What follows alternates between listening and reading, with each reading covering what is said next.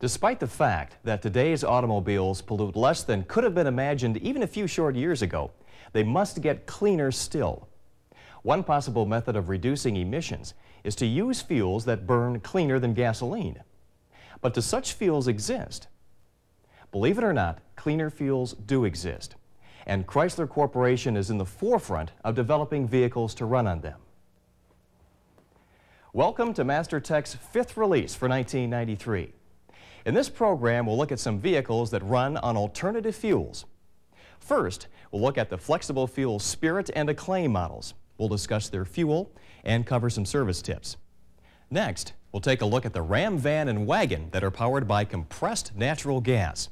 Naturally, we'll also investigate some service items with these vehicles. And lastly, we'll take a brief informational look at the electrically powered CARAVAN and VOYAGER models. So let's get started with the flexible fuel Spirit and ACCLAIM.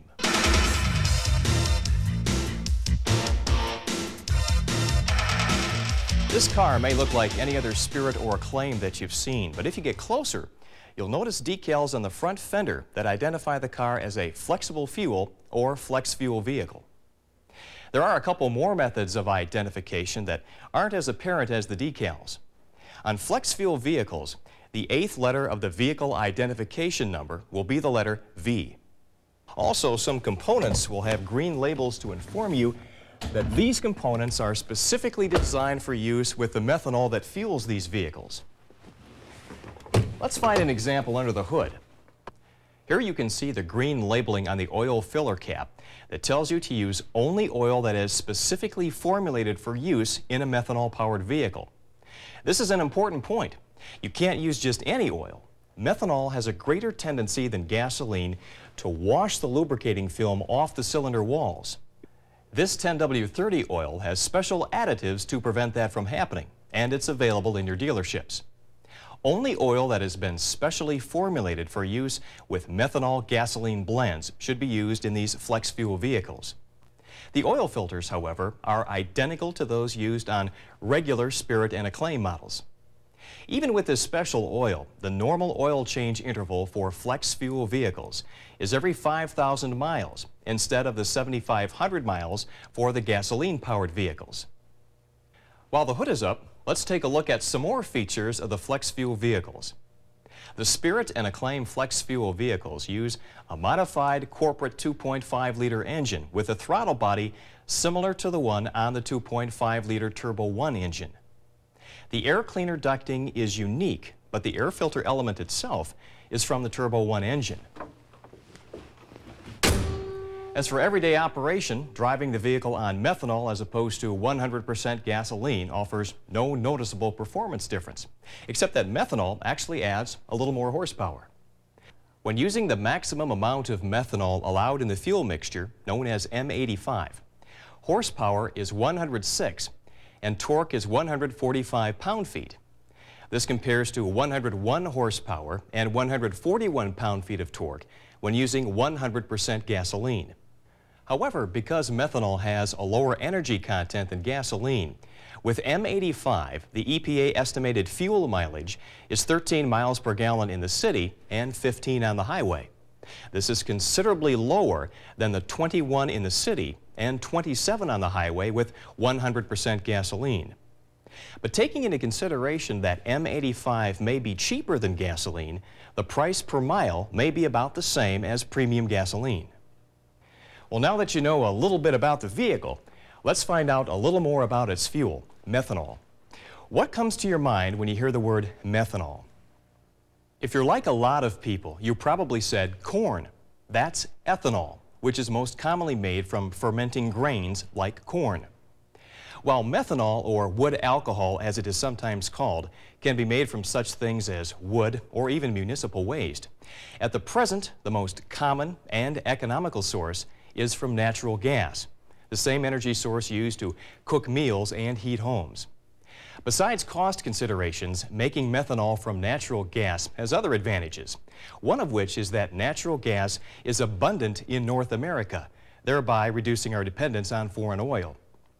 Despite these advantages, the main reason for using methanol, as you no doubt know, is because of its lower emissions compared to gasoline. Use of M85 can reduce harmful hydrocarbon emissions. You remember all that information we told you about hydrocarbons in the January Mastertech, right? How about that long section on reactive hydrocarbons? If you answered yes, then your memory is not as good as you thought it was, because we did not distinguish between reactive and non-reactive hydrocarbons. In the past, hydrocarbons were measured as one group, but when using methanol, it's useful to divide the HC emissions into the reactive and non-reactive groups. Reactive hydrocarbons are simply those that have a greater tendency to cause smog, and using methanol as a fuel produces less of these. You'll remember from the January program we said HC can combine with oxides of nitrogen in the presence of sunlight to produce smog and ozone. This is an example of reactive hydrocarbons. Reducing these reactive hydrocarbons and the smog they can produce is but one of the reasons Chrysler Corporation is concerned enough to build these alternatively fueled vehicles. The emissions from a methanol mixture may be less harmful to the environment than those from straight gasoline, but that should by no means lead you to believe that methanol is safer to handle.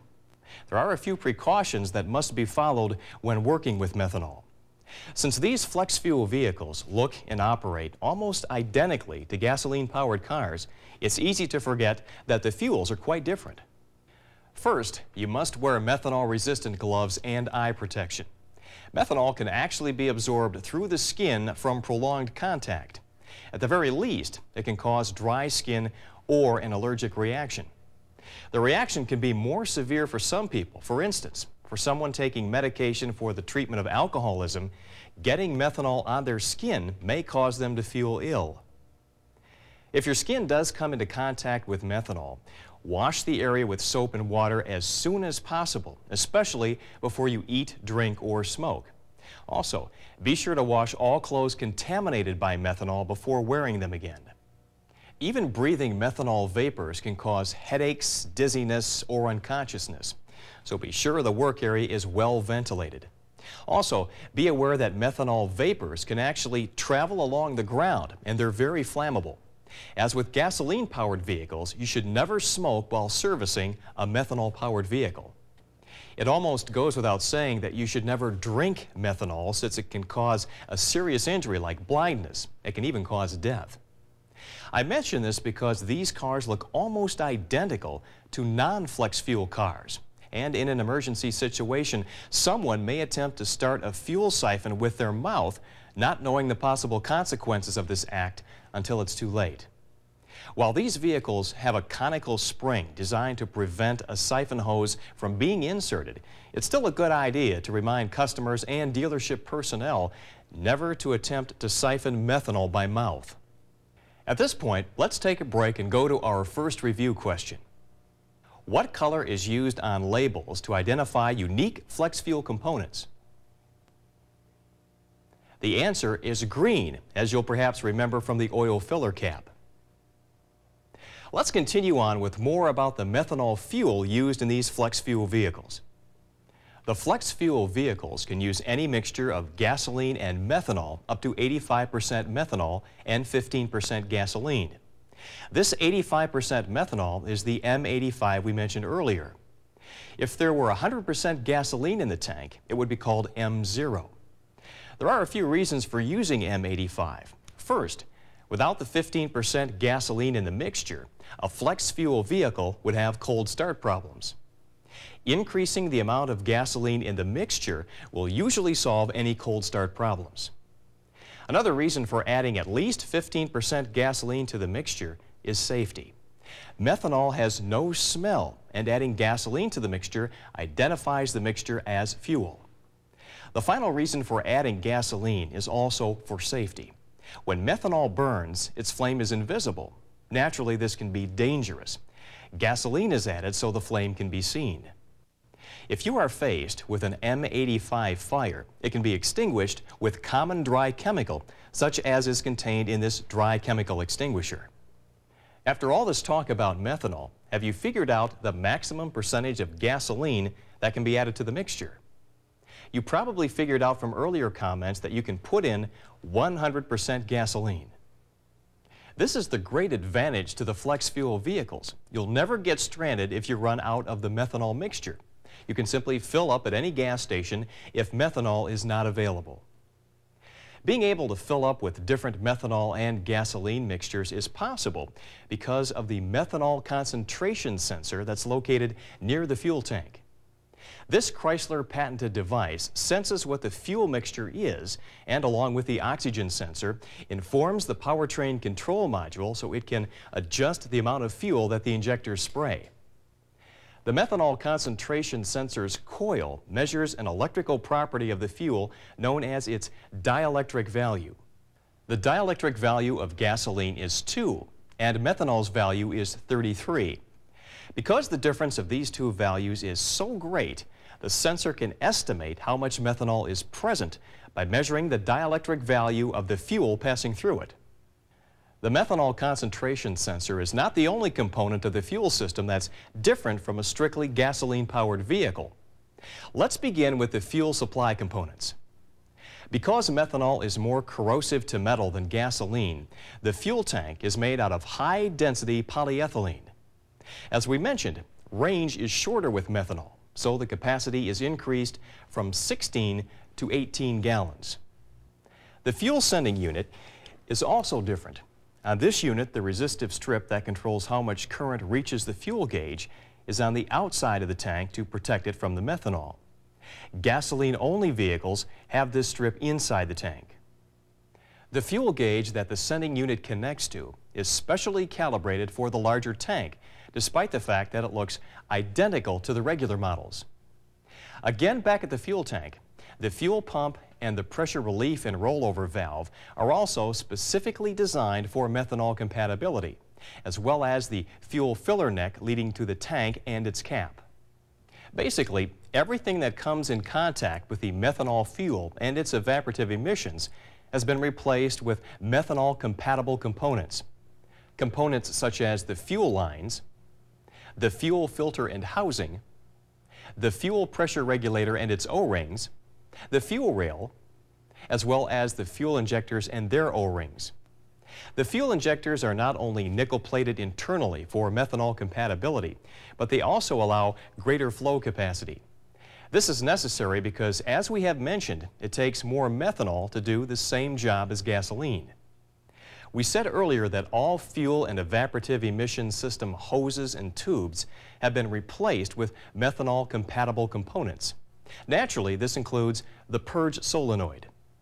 The purge solenoid and the canister are made out of methanol-resistant materials. The evap canister is larger to accommodate the increased amount of fumes generated. Because of the very wide pulse width of these flex fuel injectors when using methanol, it's possible that so much fuel is sprayed during cold conditions that the fuel can actually leak down into the crankcase. At warm temperature, this fuel becomes vapor and goes through the PCV valve. The PCV valve is from the 92 Turbo 1 system, but here there are nylon clamps at each joint to withstand the higher crankcase pressure that can be caused by this methanol evaporation. The only other change to the emission control system is that the catalytic converter contains different metals internally. As for the ignition system, these vehicles use the twin-lead distributor from the 2.5-liter Turbo 1 engine. Well, those are the fuel, emission, and ignition system components that are different from gasoline-only Spirit and ACCLAIM models. Some internal engine parts have also been changed. The cylinder block, head, and head gasket are cross-drilled like on the 2.5-liter Turbo 1 engine to promote better cooling in the area between the cylinders. The piston rings are chrome-faced because methanol attacks the materials used in conventional rings. The valve stem oil seals are also different. They're made out of a special material to resist the trace amounts of methanol in the oil. The intake valves are taken from the 2.5-liter Turbo 1 since they can better resist the high temperatures resulting from burning methanol mixtures. Well, that's it for different components. Not as bad as it sounds, was it? Really just material changes to familiar components and a few other components borrowed from the Turbo 1 engine. Diagnostics are just as familiar. In fact, diagnostics are practically identical. The only difference being that the check engine light can come on to inform the customer of a failed methanol concentration sensor. The sensors have been tested extensively and have lasted for up to 400,000 miles. But if one should fail, it will default to the last value. That is, it will tell the PCM to adjust the air-fuel mixture to fit whatever methanol and gasoline mixture it last sensed. This should cause no drivability problems so long as a completely different fuel mixture is not added after the sensor's failure. To check out if the sensor is working properly, use the scan tool or MDS to investigate. The display tells you the percentage of methanol in the tank and the voltage output of the sensor. The fault display would tell you if the sensor voltage was out of range. These are the only other diagnostic displays used on flex fuel vehicles that are different from their gasoline-only stablemates. If you received a fault message that indicated that the methanol concentration sensor had failed, replacing it is a very simple procedure. First, fuel system pressure must be released by attaching a hose to the fuel pressure test port and draining the fuel into an approved container. After the pressure is released and the vehicle raised, you need to disconnect the fuel lines at the sensor. These fittings are the quick connect type to make removal easier. Next, remove the electrical connector, and finally, remove the mounting nuts. Be careful when removing the old sensor because there will be some fuel left in it. After you have the old sensor off the bracket, putting the new one on is just the reverse of the removal. As you can see, there is very little that's different than the gasoline-only Spirit and ACCLAIM models. And all of the service information is even contained in the same manuals. The information we've covered will be useful in the future. For 1994, versions of the 3.3-liter Concorde, Intrepid, and Vision will be added to the flexible fuel lineup. Now let's test just how much of this information you have learned with our second review question. When having a cold start problem while using a methanol mixture as fuel, what will more than likely cure the problem? The answer is adding more gasoline to the mixture will cure the problem.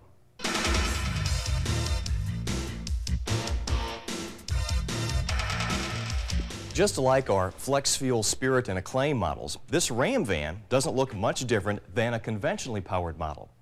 But this van is also different. You just have to look underneath it to see that.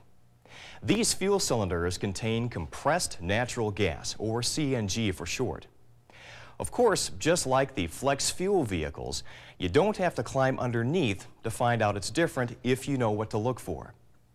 There are identification decals on the rear door of the van, inside the fuel filler door, and under the hood. Also, the 8th position of the vehicle identification number will be a letter T. Why choose the Ram van and wagon to be powered by CNG? It's simple. They're popular fleet vehicles, and CNG vehicles are purchased mostly by fleet owners. Fleet operators, especially utility companies, already have central refueling points. Important because CNG fuel stations are not just everywhere. For these fleet operators, compressed natural gas is a very good fuel. First, it's very plentiful. As mentioned earlier, natural gas is abundant in North America. This ensures a safe supply that decreases our dependence on foreign oil. And of course, it's cleaner. In fact, it's the cleanest of all available fuels. With CNG, tailpipe carbon monoxide and hydrocarbons are reduced because no fuel enrichment is required. With gasoline, extra fuel must be provided because not all of the fuel vaporizes and burns. CNG is already in a gaseous state, ready to burn. CNG also eliminates evaporative hydrocarbon emissions. One of the reasons is that CNG uses a sealed fuel system so that no vapors can escape. An evaporative emissions system is not even needed. Just as with methanol, though, there are certain precautions that must be taken when working with compressed natural gas. First, always work in well-ventilated areas. CNG, if allowed to collect, can form a combustible mixture in enclosed high areas. The fuel system itself should never be modified. Also, never weld, paint, or undercoat any fuel system component. Certainly, you should never park the vehicle near excessive heat or flames, including paint ovens used to cure paint repairs. Never attempt to force open or tamper with the fuel fill receptacle. This could cause a sudden release of natural gas that is pressurized up to 3,000 pounds per square inch, increasing the risk of explosion or fire. Now that you've seen a little of the CNG Ram van, you may think it's completely different than a conventional vehicle. Actually, it's very similar. Unlike the flex fuel vehicles, the CNG Ram van and wagon do not need a special oil. In fact, the maintenance schedules are identical to conventional vans. Naturally, there are some differences. These vehicles are not offered with rear air conditioning or a rear heater. And as we mentioned earlier, these vehicles have no evaporative emissions system. Performance and range of the CNG vehicles is also different than gasoline-powered vehicles. Currently, these vehicles have a range of 120 to 180 miles. The range is reduced because CNG has about 1/4 the energy density of gasoline. Fortunately, CNG can cost as little as half the equivalent amount of gasoline. Performance is also a little lower than that of gasoline-powered vehicles. Even though CNG has a higher octane rating, it displaces more air than gasoline, reducing the amount of air in the combustion chamber.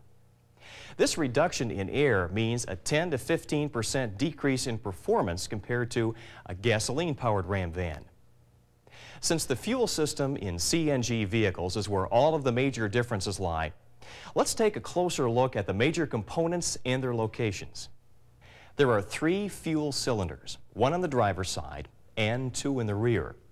All 3 are interconnected and are filled through the fuel fill receptacle.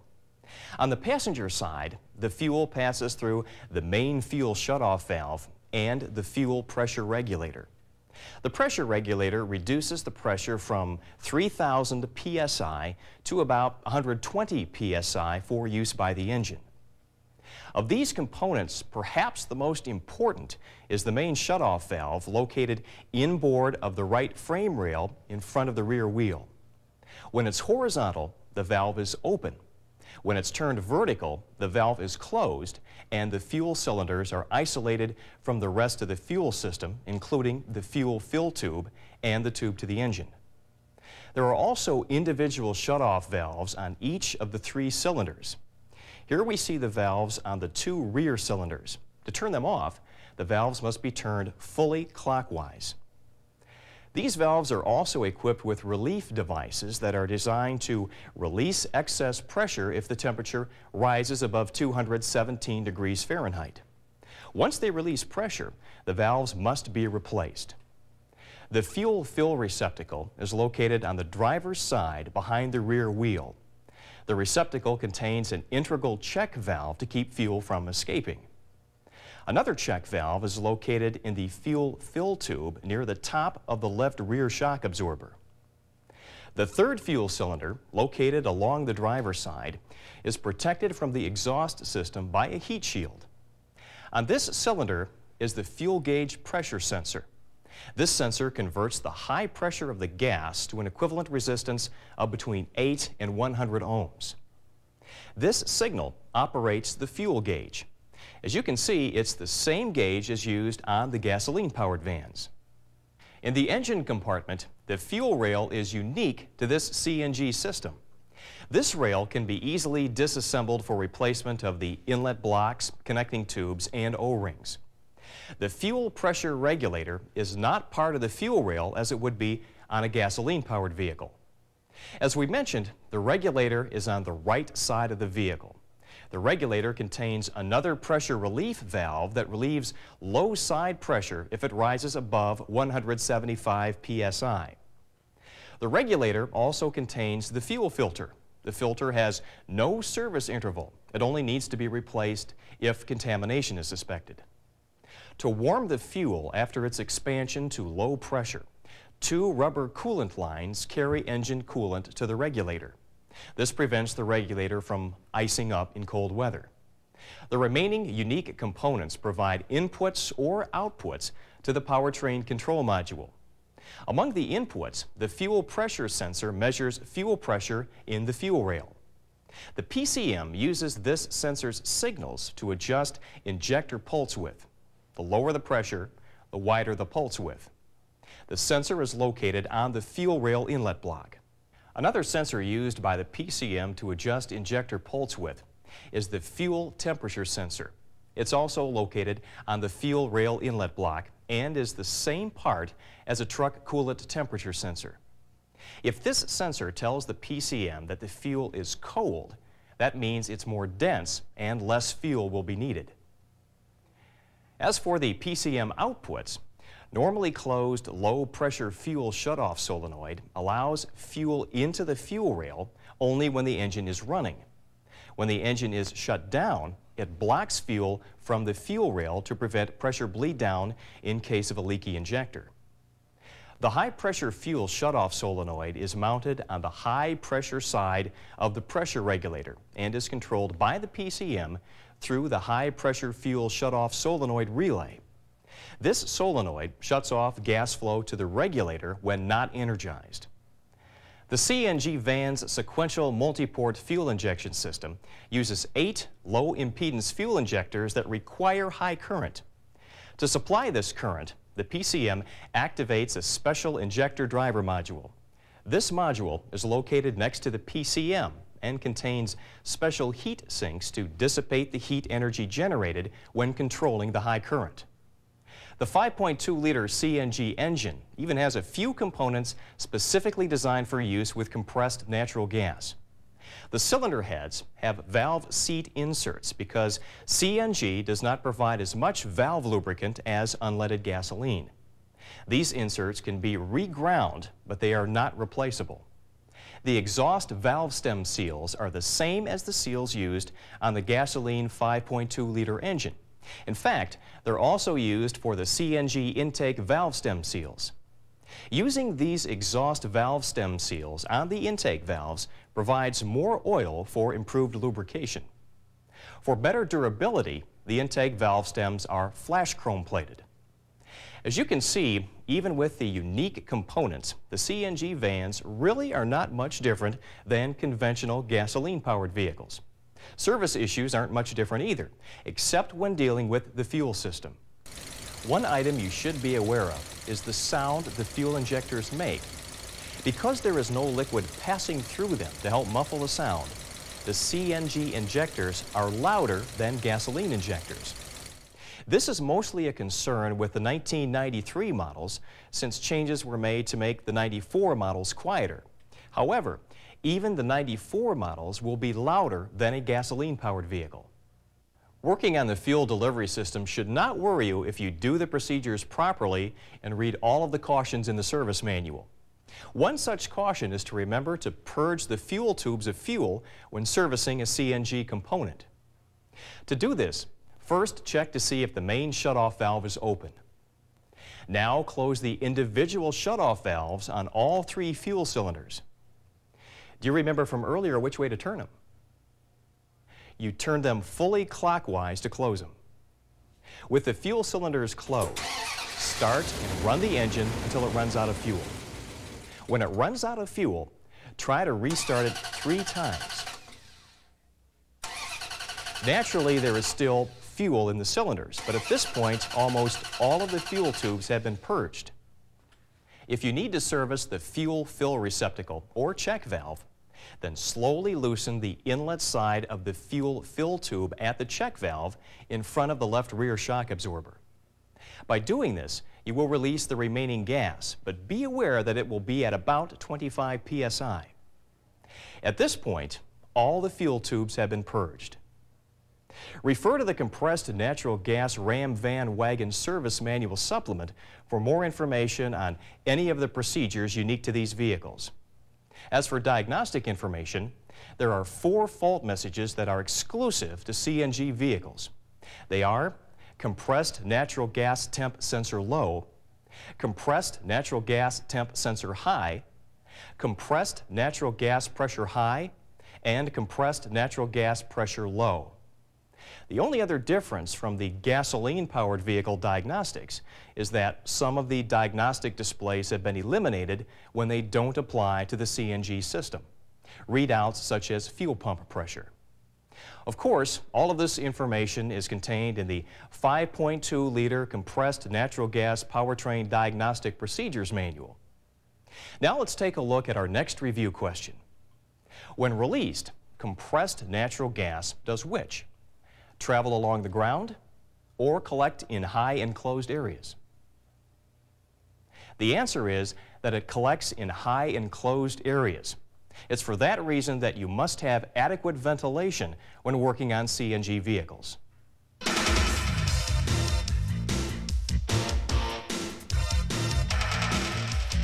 The last vehicle we're going to look at has even lower tailpipe emissions than CNG vehicles. In fact, it has none at all.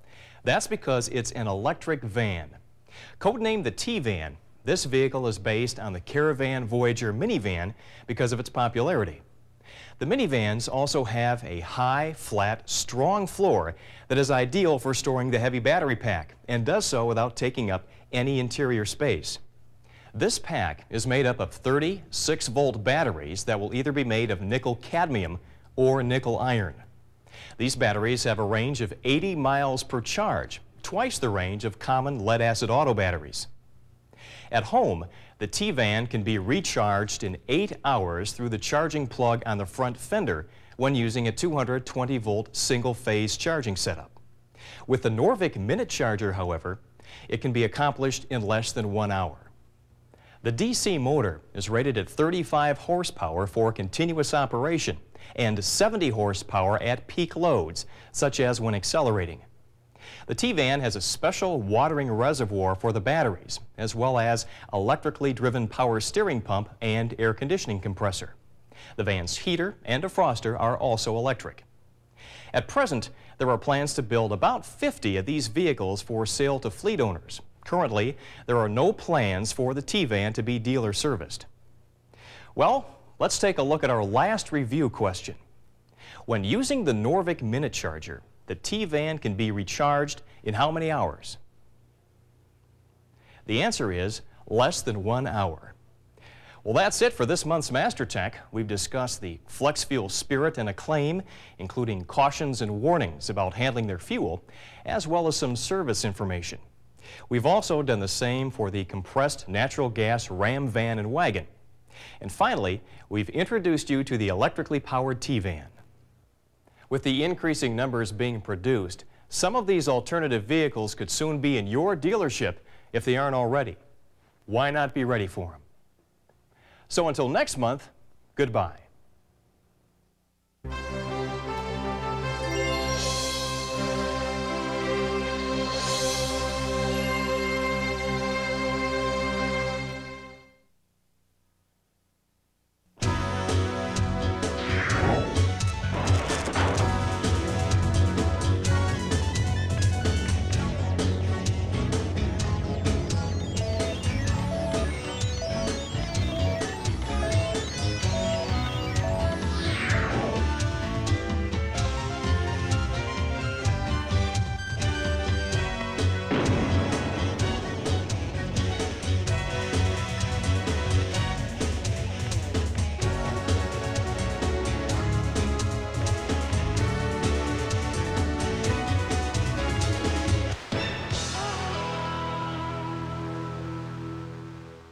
TSB 22-02-93 concerns all 1993 Concorde, Intrepid, and Vision models, as well as the new 1994 New Yorker and LHS.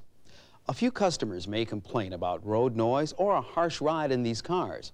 Fortunately, there's a very simple adjustment you can make that is already being incorporated as a running change.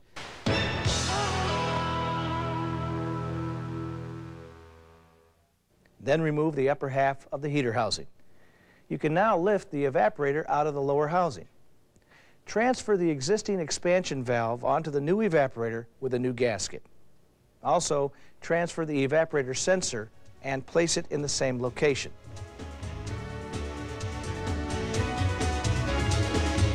Use the valve spring compressor, special tool MD9987772A with adapter 6527 to compress the valve spring.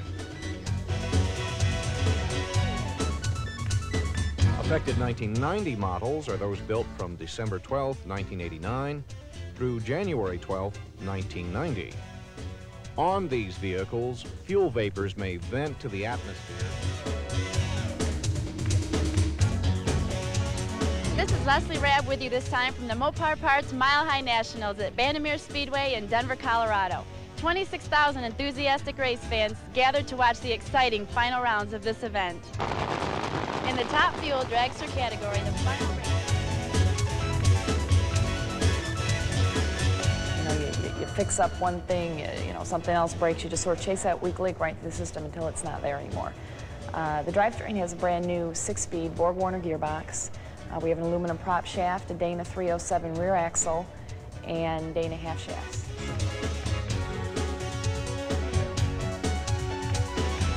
These flex fuel vehicles, or FFVs, can operate on a variety of mixtures of gasoline and methanol. Currently, the flex fuel approach is the most practical alternative for passenger cars. In this program, we'll examine what exactly a flex fuel vehicle is.